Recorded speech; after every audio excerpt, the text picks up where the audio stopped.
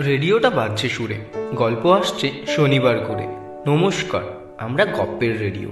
বিভিন্ন স্বাদের গল্পের সম্ভার নিয়ে আমরা আসি প্রতি শনিবার। আজ আপনাদের জন্য সুচন্দ্রা চক্রবর্তীর লেখা অমাবস্যার রাত। গল্পটি আমরা নিয়েছি শুভম চট্টোপাধ্যায় ও মৃণাল চক্রবর্তীর সম্পাদিত ভূত চতুর্দশী, 14টি সেরা ভূতের গল্পের সংকলন এই বইটি থেকে। গল্পের সূত্রধার আমি আকাশ, গল্প পাঠে অয়ন। শুরু হচ্ছে আজকের উপস্থাপনা অমাবস্যার রাত।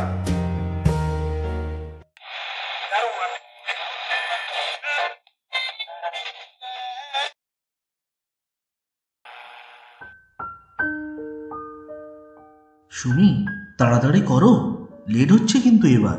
এই তো অভ্র, আর জাস্ট 5 মিনিট ওয়েট করো প্লিজ, আমার হয়ে গেছে। আসলে বুঝতেই তো পারছো, গ্রামের রাস্তা, তাই বেশি রাত করতে চাইছি না। এমনিতেই এখন 4টে বাজে, গ্রামে ঢুকতে ঢুকতে 9টা বাজবে। অভ্রদীপ আর সুমনার বিয়ে হয়েছে মাস 2 হলো। কর্মসূত্রে অভ্রদীপ কলকাতায় থাকে তার বাবা মাকে নিয়ে। ওদের দেশের বাড়ি বর্ধমানের এক অখ্যাত গ্রাম চন্দ্রপুরে। বিয়ের পর থেকেই অভ্রদীপের বাবা মা পলাশবাবু আর শিলাদেবী বারবার করে ছেলেকে বলছেন সে যেন নতুন বউকে নিয়ে তার দেশের বাড়ি থেকে একবার ঘুরে আসে। কিন্তু কাজের ব্যস্ততার মধ্যে এত পড়ে আছেন, অভ্রের সময়ই হয়ে উঠছিল না। এতদিন পর অভ্র ছুটি পেয়েছে অফিস থেকে, তাই রওনা দিয়েছে চন্দ্রপুরের উদ্দেশ্যে, সুমনাকে সাথে নিয়ে। এমনিতেই গ্রামে কাঁচা রাস্তা, সেভাবে আলোও নেই, তার উপর পৌঁছতে পৌঁছতে রাত হয়ে যাবে। তাই অভ্র তাড়া দিচ্ছে সুমনাকে খুব।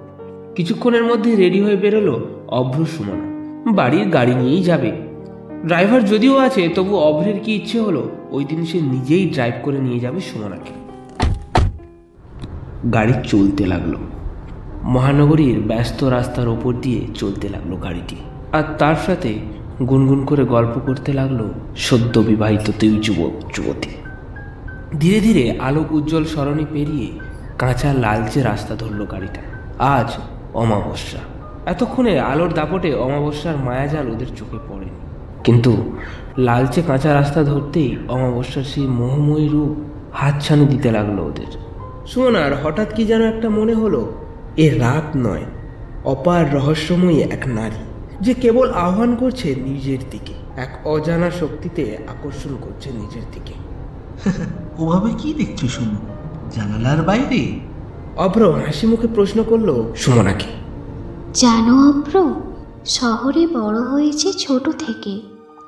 অমাবস্যার অন্ধকার কথাটা শুনেছি, কিন্তু নিজের চোখে দেখার সুযোগ হয়নি সেভাবে। কে বলে যে শুধু জ্যোৎস্নার রাতে সুন্দরী, অমাবস্যার অন্ধকারের সৌন্দর্য কি কম? বাহ, তুমি তো বেশ প্রকৃতি প্রেমী। বাঁকা হেসে বলল অভ্র। তা তুমি বলতেই পারো। একগাল হাসল সুমনা। জনবসতি নিস্তব্ধ রাস্তার ওপর দিয়ে দ্রুত গাড়িটি ছুটে চলেছে। রাস্তার দুপাশে ঘন জঙ্গল। রাত তখন সবে ওই 8টা, অথচ চারপাশের পরিবেশ দেখে মনে হচ্ছে এ যেন এক গভীর রাত।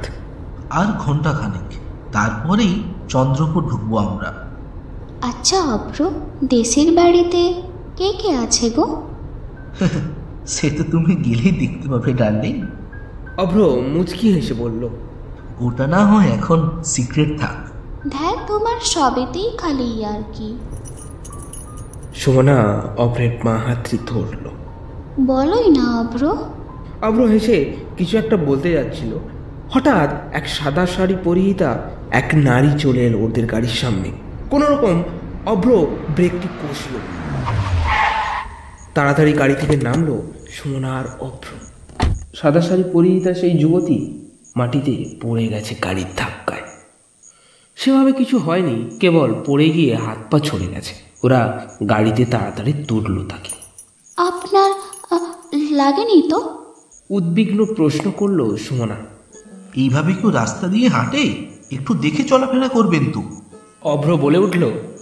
আপনারা এত ব্যস্ত হবেন না। সেই যুবতী হেসে বলল, আমি ঠিক আছি। কিন্তু এমন নির্জন রাস্তায় আপনি একা একা কি করছেন? দোষ, কি যে বলেন, কোথায় নির্জন? এখানে তো দিব্যি লোকেরা বাস করে। ওই দেখুন। মেয়েটি আঙ্গুল দেখালো। ওর আঙ্গুল বরাবর ওরা তাকিয়ে দেখলো একটা ক্ষীণ আলো দেখা যাচ্ছে অনেক দূরে। স্মিত হাসিতে হেসে মেয়েটি বলল, ওখানেই আমার বাড়ি। আচ্ছা চলুন, আমরা আপনাকে বাড়ি পৌঁছে দিয়ে আসি। এরপর অভ্র বলে উঠল, আপনি ইনজিওর হয়েছেন, একা একা এতটা যেতে পারবেন না। আচ্ছা বেশ, চলুন তবে। মেয়েটিকে অনুসরণ করতে করতে ওরা এগোতে লাগলো। প্রায় 10 মিনিট হাঁটার পর ওরা শেষমেশ পৌঁছল। চারিদিক আলোয় ঝলমল করছে। এই আমাদের বাড়ি, আসুন ভেতরে আসুন আপনারা। মেয়েটি বসার ঘরে নিয়ে এলো ওদের দুজনকে। সেখানে এক প্রৌঢ় বসেছিলেন। ইনি আমার বাবা সূর্য নারায়ণ চৌধুরী, আর বাবা এনারা হলেন অভ্র আর সুমি। অভ্র অবাক কণ্ঠস্বরে বলে উঠল, আচ্ছা, আপনি আমাদের নাম জানলেন কিভাবে? আমরা তো আপনাকে বলিনি। আমায় সরাসরি বলেননি, কিন্তু আসার পথে আপনারা নিজেদের একে অপরের নাম ধরে ডাকছিলেন, তাই জানতে পারলাম। ও আচ্ছা, এই ব্যাপার। তবে আপনার একটু ভুল হয়েছে। কি রকম? আমার নাম অভ্রদীপ আর ওর নাম সুমনা। আমরা একে অপরকে সংক্ষিপ্ত নামে ডাকি। আপনি বোধহয় সেটাই শুনেছেন। আচ্ছা বাবা, বুঝলাম। তারপর সূর্যবাবু হেসে বললেন, তোমরা অনেক দূর থেকে জার্নি করে এসেছো, ক্লান্ত আছো, এখন বসো তো। আর রোমা, তুই বা কেমন বল দেখি, ওদের জন্য কিছু খাবারের ব্যবস্থা কর। না না, আমাদের নিয়ে ভাববেন না, আমরা ঠিক আছি একদম। অভ্র বলল, আর বাই দ্য ওয়ে, আপনার নামটা কি? আপনার নামটাই তো জানা হলো না। আমি অরুণিমা সেন, মা বাবা অরু বলে ডাকে। সেন? হ্যাঁ বাবা, আমার মেয়েটা আসলে বিবাহিত, কিন্তু আমি আমার কাছেই রেখেছি অন্য একটা কারণে। সেসব অনেক গল্প পরে বলা যাবে তোমাদের, কেমন? আচ্ছা আঙ্কেল, তাই হবে। হ্যাঁ গো বাবা, মা কই? এসে থেকে মাকে দেখছি না তো। গেস্ট রুমটা পরিষ্কার করছিলাম রে। অভ্রদীপ আর সুমনা তো আজ ওই ঘরেতেই থাকবে, সেই জন্যে। এক প্রৌঢ়া এসে বললেন। তা বেশ করেছো মা। অরুণিমা সুমনাদের দিকে ফিরে বলল, এই হলো আমার মা শান্তনা চৌধুরী। আচ্ছা, কিন্তু আন্টি, একটা জিনিস বুঝলাম না। আপনি তো একবারও বসার ঘরে আসেননি, তাহলে আপনি আমাদের কথা জানলেন কিভাবে? রান্নাঘর থেকে বাবা, রান্না করছিলাম আর তখনই তোমরা এলে। আসলে রান্নাঘর থেকে বসার ঘরটা পুরোটা দেখা যায়, সব কথাও শোনা যায়। সুমনা বলল, বাহ, এ তো চমৎকার ব্যাপার। কিন্তু আন্টি, আমরা রাতে এখানে থাকতে পারবো না। এখান থেকে এখনো 1 ঘন্টা যেতে হবে আমাদের। কোথায় যাবে? চন্দ্রপুর? আমরা চন্দ্রপুরে যাব। আপনি কিভাবে জানলেন বলুন তো? একে অপরের দিকে হতবাক হয়ে মুখ চাওয়াচাই করলো অভ্র ও সুমনা। সূর্যবাবু হেসে বললেন, আচ্ছা আচ্ছা, অবাক হইও না তোমরা। এখান থেকে ঘন্টাখানেক দূরে মানুষের বাসযোগ্য জায়গা ওই চন্দ্রপুরী আছে। মানে? সুমনা অবাক হয়ে জিজ্ঞেস করলো, সুমি, তুমি জানো না, আসলে চন্দ্রপুরের আশেপাশে অনেক দূর পর্যন্ত কোথাও কোনো বসতি নেই। চন্দ্রপুর একটা বিচ্ছিন্ন গ্রাম বলা যায়, সেটাই বলতে চেয়েছেন ওনারা। ও আচ্ছা। কিন্তু আঙ্কেল, আমাদের প্লিজ রাতে এখানে থাকতে বলবেন না। আসলে দেশের বাড়ির সকলে বসে আছে নতুন বউকে দেখবে বলে। তা বেশ তো, কাল সকালটা হোক, তারপরেই না হয় যেও তোমার বউকে নিয়ে। শান্তনা দেবী বলে উঠলেন। অভ্রদীপ কিছুতেই রাজি হচ্ছিল না, কিন্তু সুমনার সে রাতে আর রাস্তায় বের হতে ইচ্ছে করছিল না। তাই সুমনার কথায় শেষমেশ রাজি হলো অভ্র। অভ্র আর সুমনা রাতে ডিনার করার পর অরুণিমা আর সান্ত্বনা দেবী বললেন, অভ্র, তুমি গেস্ট রুমে চলে যাও বাবা, সুমনা একটু পরে যাবে। কিন্তু কেন আন্টি? কেন আবার? তোমার বউ কি পরে আছে দেখেছ? একখানা ভারী বেনারসি, ওটা পরে ঘুমোতে পারবে ও? সেই জন্যেই একটা হালকা শাড়ি দিচ্ছি ওকে, যেটা পরে ও আরাম পাবে।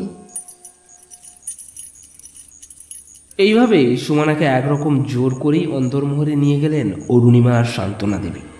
এরপর অরুণিমার ঘরে সুমনাকে এনে বাইরে থেকে ছিটকিনি লাগিয়ে দিলেন অরুণিমা এবং তার মা সান্ত্বনা দেবী। এ কি, আপনারা হঠাৎ দরজাটা?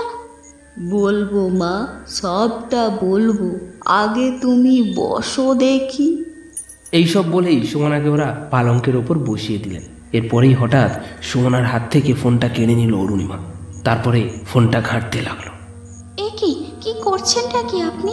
আপনাদের উদ্দেশ্য মোটেও সুবিধে লাগছে না কিন্তু আমার।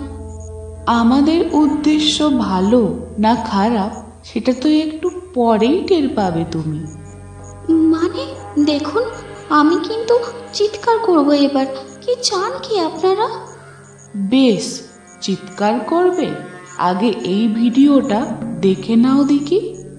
এইসব বলেই সুমনার হাতে মোবাইলটা ধরিয়ে দিল অরুণিমা। মোবাইলটাতে একটা ভিডিও চলছে। ভিডিওতে অভ্র আর অভ্রের বাবা মাকে দেখা যাচ্ছে। কিছু একটা কথোপকথন চলছে ওদের মধ্যে। সাউন্ডটা বাড়িয়ে নিল সুমনা। এরপর ভালোভাবেই স্বামী আর শ্বশুর শাশুড়ির কথোপকথন শুনতে পেল সুমনা। হতবাক হয়ে গেল। 30 মিনিটের ভিডিও ছিল সেটা। ভিডিওর কথোপকথনে সারসম্য এটাই, অভ্র ও তার বাবা মা সুমনাকে খুন করতে চায়। বিয়ের পর বারবার দাবি করা সত্ত্বেও সুমনার বাপের বাড়ি থেকে মোটা অঙ্কের পণ আনতে অস্বীকার করেছে। যে সুমনাও জানতে পারলো এই ভিডিওটা থেকে আসলেই অভ্র সুমনাকে কেন চন্দ্রপুরে এনেছে। চন্দ্রপুরে আসার ঠিক আগেই একটা নদী আছে। সেই নদীর দিকে সচরাচর কেউ আসে না, কারণ সেটা জনবসতিহীন। অভ্রদের প্ল্যান ছিল সুমনাকে খুন করে সেই নদীতে ভাসিয়ে দেয়। গোটা ভিডিও দেখে শিউরে উঠল সুমনা। হতাশ হয়ে মেঝেতে বসে পড়ল। বোন, এটা ভেঙে পড়ার সময় নয়। যত তাড়াতাড়ি সম্ভব তোমায় ওই শয়তানটার হাত থেকে পালাতেই হবে, নইলে ও তোমায় ছেড়ে দেবে না। চিন্তিত গলায় বলল অরুণিমা। কিন্তু একটা কথা বলুন তো, ভিডিওটা তো আমার মোবাইলে ছিল না, আপনারা এটা কোথায় খুঁজে পেলেন? এখন এসব ভাবার সময় নয় সুমনা, এখান থেকে যত তাড়াতাড়ি সম্ভব পালাও। সুমনা তখন আর কথা বলার অবস্থায় ছিল না। অরুণিমা কোনো রকমে ওকে রাজবাড়ির বাইরে নিয়ে এলো। অভ্র তখন গেস্ট রুমে। বাইরে একটা গাড়ি দাঁড়িয়েছিল আর একটা ড্রাইভারও ছিল।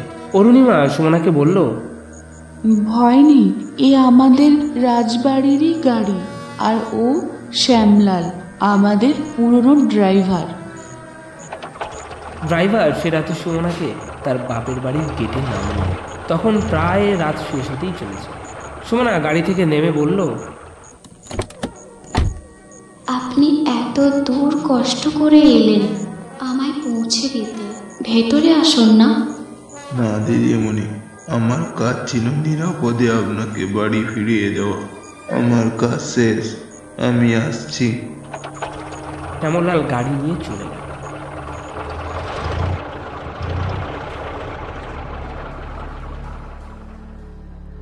পরদিন সকালে নিউজ চ্যানেলটা দেখে চমকে উঠল সুমনা। চন্দ্রপুর থেকে ঘণ্টাখানেক দূরে এক জঙ্গলে এক যুবকের মৃতদেহ পাওয়া গেছে। তার আইডি কার্ড দেখে জানা গেছে তার নাম নাকি অভ্রদীপ জানা। কলকাতায় এক বেসরকারি অফিসে কর্মরত ছিলেন। তার মৃত্যুর কোনো সঠিক কারণও পাওয়া যায়নি। শুধু দেখা গেছে দুটো চোখ ঠিকরে ঠিকরে বেরিয়ে এসেছে। সম্ভবত ভয়ের কারণেই মৃত্যু হয়েছে, এটাই অনুমান করেছে পুলিশ। এই ঘটনার অনেক দিন পর একবার সেই রাজবাড়ির খোঁজে গিয়েছিল সুমনা। কিন্তু কোথায় রাজবাড়ি? সেখানে শুধু ভগ্নাবশেষ ছাড়া আর কিছু অবশিষ্ট নেই। চন্দ্রপুর গ্রামে এসে গিয়েছিল রাজবাড়ির ব্যাপারে কিছু জানার, কিন্তু কোনো কিছুই জানতে পারে। সেখানকার স্থানীয়দের মুখে মুখে শুনে যা জানতে পেরেছিল তা হলো আজ থেকে প্রায় 40 বছরের আগেকার এক ঘটনা। সত্যি এখানে এক রাজবাড়ি ছিল, জনবসতিও ছিল, কিন্তু হঠাৎই একটা দুর্ঘটনায় সব শেষ হয়ে গিয়েছিল। শোনা যায় নাকি সে বাড়ির একমাত্র মেয়ে ছিল অরুণিমা, মারা যায় শ্বশুর বাড়িতে। শ্বশুরবাড়ির লোকেরা নাকি চক্রান্ত করে তাকে খুন করেছিল। একমাত্র মেয়ের অপমৃত্যু মেনে নিতে পারেনি তার বাবা মা। শোনা যায় নাকি তার মেয়ের চিতার আগুনেই ঝাঁপ দিয়ে তারা আত্মহত্যা করেছিল। সেই ঘটনার কিছুদিনের মধ্যেই অরুণিমার শ্বশুরবাড়িতে এক বীভৎস অগ্নিকাণ্ডে সকলেই মারা গিয়েছিল।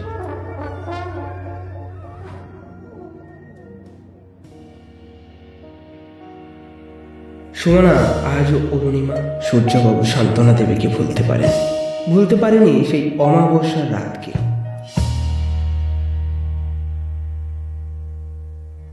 শেষ হলো সুচন্দ্রা চক্রবর্তীর অমাবস্যার রাত। অভ্রের ভূমিকায় সূর্য, সুমির ভূমিকায় যুবতী ও পৌড়ার ভূমিকায় মৌবনী, সূর্যবাবুর ভূমিকায় সৌম্য, শ্যামলালের ভূমিকায় শঙ্খ, আবহাওয়া সঙ্গীতে শঙ্খ ও সূর্য, পোস্টার ও গ্রাফিক ডিজাইনে অয়ন, পর্ব পরিচালনায় টিম গপ্পের রেডিও। পরবর্তী পর্বে আরও একটি গল্প নিয়ে হাজির হবে টিম গপ্পের রেডিও।